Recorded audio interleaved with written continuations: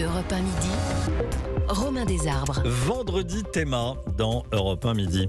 Vendredi Théma autour de l'éducation, la fin de l'enfant roi. Vous voyez de ce dont on vous parle sur Europe 1 aujourd'hui, l'enfant roi. Voilà, l'enfant à qui on cède tout.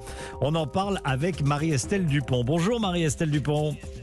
Bonjour Romain. Merci beaucoup d'être avec nous. Psychologue clinicienne spécialisée en psychopathologie, neuropsychologie, psychosomatique et formée en psychologie transgénérationnelle. Et j'ajoute, auteur du livre « Comment réussir son divorce ». Mais bon, là, il n'est pas question d'éducation, quoique peut-être. Mais merci beaucoup d'être avec nous, Marie-Estelle. La fin de l'enfant roi. Déjà, est-ce que vous pourriez nous définir l'enfant roi ? Qu'est-ce qu'un enfant roi ? Alors, il y a eu toute une idéologie suite à mai 68 où il fallait jouir sans entrave et où il était interdit d'interdire. Et le problème, c'est que le petit homme, quand il arrive sur Terre, il va rencontrer des contraintes. Et si on ne lui pose pas des limites et des interdits qui l'aident à se structurer, il ne sait pas comment aborder l'autre, il ne sait pas comment aborder la relation, il ne sait pas comment aborder le réel. Donc l'enfant roi, c'est l'extrême inverse de l'enfant soumis au père fouettard. Et en fait, entre ces deux extrêmes, évidemment, il y a tout un chemin d'éducation où progressivement, on présente à l'enfant les règles qui structurent le monde, les lois qui structurent le réel, la relation à l'autre, et en fait, la relation à soi-même aussi. Donc je crois que tout l'enjeu de l'éducation, c'est d'apprendre à l'enfant à se respecter, à se faire respecter et à respecter l'autre. Et les dérives de l'enfant roi, bon, d'abord, c'est parfois parce qu'on cède à la paresse et à la facilité qu'on a du mal à poser un nom. Mais finalement, c'est reculer pour mieux sauter et ça rend l'enfant extrêmement capricieux. Capricieux, d'abord et avant tout parce qu'il est angoissé. C'est-à-dire qu'un enfant qui pense qu'il peut tout faire est un enfant qui forcément va avoir le vertige à un moment donné. Et quand on peut tout faire, au bout d'un moment, on est tenté de faire n'importe quoi. Donc il y a eu cette idéologie à un moment donné qui a créé beaucoup de dégâts. Avec des enfants qui avaient du mal à se structurer autour des grands interdits, et notamment, on sait bien que ce qui structure la société, c'est l'interdit du meurtre et l'interdit de l'inceste. Et ces grands interdits se déclinent à travers tout un tas de limites. Voilà, donc apprendre à poser le nom progressivement dès le début de la vie à travers des interdits qui sont d'abord des interdits de protection, c'est très important, et il ne faut pas confondre l'interdit de protection et l'interdit de soumission. On ne dit pas non à l'enfant pour le soumettre. On apprend à l'enfant qu'il va devenir adulte et que comme papa et maman, il devra respecter certaines règles. Et en réalité, ça rassure énormément les enfants et ça les aide à se responsabiliser. Et c'est comme ça qu'ils prennent confiance en eux. C'est en apprenant à respecter des règles, notamment à travers le jeu. Oui. Les jeux de société, ce sont des règles et des interdits. Et ça, ce sont des interdits structurants. Est-ce qu'il y a un profil type de parents qui font des enfants rois ? Est-ce que ça vient des parents à la base qui laissent faire, qui se laissent un peu dépasser ? Alors, il peut y avoir des profils très variés. Parfois, ça repose sur un manque de confiance en soi des parents qui pensent à tort, parce que en fait, si on est honnête, parents, c'est quand même le métier le plus difficile du monde et c'est celui pour lequel il y a le moins de formation. C'est vrai, on apprend sur le tas. On apprend sur le tas et nos enfants viennent au monde aussi avec une personnalité. Donc, il y a des enfants à qui il est plus difficile de poser des limites que d'autres. Donc, parfois, le parent est désemparé parce que l'aîné était très facile et puis le second va être plus rebelle, va beaucoup plus questionner, va beaucoup plus provoquer. Et donc, il va falloir apprendre à répéter jusqu'à ce que l'interdit soit intériorisé. Alors, il y a des parents qui tout simplement manquent de confiance en eux. Oui. Et alors ça, l'enfant est instinctif, donc il le sent très très bien. Il sent quand est-ce qu'il peut. Il sent que, par exemple, avec maman, c'est pas la peine d'essayer, mais que papa va peut-être céder. Donc il va voir du côté de papa pour obtenir ce qu'il n'a pas eu avec maman ou l'inverse. Donc il y a parfois un manque de confiance en soi des parents, un manque de connaissances en psychologie, en fait, avec des sortes de de malentendus où on pense qu'on va traumatiser l'enfant en lui disant non ou en lui posant une limite. Alors qu'en fait, si on distingue bien la fermeté et la violence, il s'agit évidemment pas d'humilier l'enfant. Il faut jamais humilier un enfant et certainement pas devant les autres. Il faut jamais rabaisser un enfant, mais il faut lui signifier que on a un amour pour son être qui est inconditionnel et que c'est en vertu de cet amour inconditionnel que par conséquent en figure d'autorité, on peut critiquer ce qu'il dit ou ce qu'il fait. Tu as le droit de tout penser, mais tu n'as pas le droit de tout faire et tu n'as pas le droit de tout dire. Et quand tu veux dire quelque chose de négatif, il y a une manière de le dire, de sorte que l'autre ne soit pas blessé, de sorte que tu ne perdes pas tes copains, etc., etc.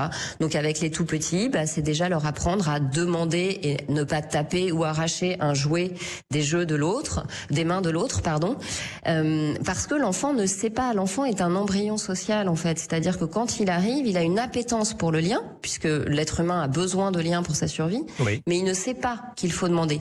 Donc on lui apprend à verbaliser sa demande, on lui apprend à différer son désir, et cet interdit n'est pas traumatique, il n'est pas violent dès lors qu'on respecte les besoins de l'enfant et qu'on lui apprend à différencier ses besoins qui ne sont pas négociables et ses désirs.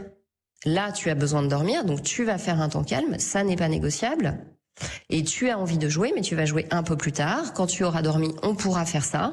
Et le fait de lui expliquer, de lui répéter, et si il ne respecte pas l'interdit, de poser une sanction qui est adaptée évidemment à son âge et encore une fois qui n'est pas violente. Il ne s'agit pas de l'humilier ou de lui donner des coups. L'enfant l'intègre et l'enfant s'apaise. C'est-à-dire qu'on a confondu parfois l'amour et la permissivité.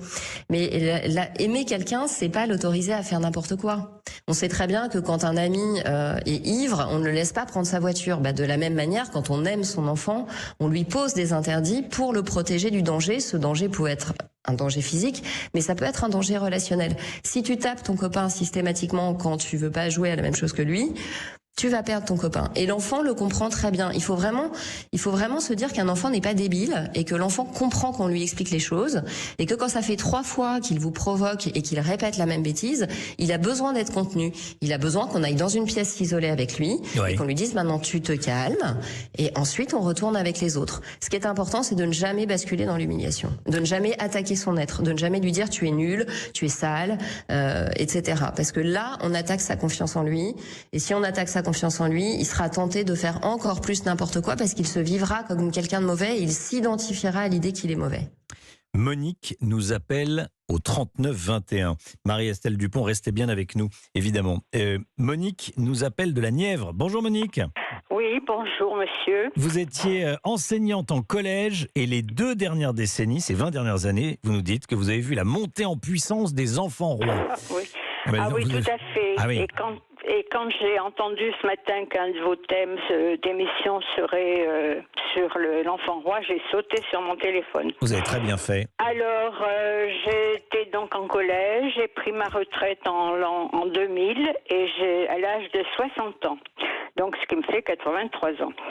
Alors donc, dans ces 2 décennies précédentes 2000, j'ai commencé à recevoir des mamans surtout, qui me trouvaient trop sévère, chose qui ne s'était jamais produite jusque-là.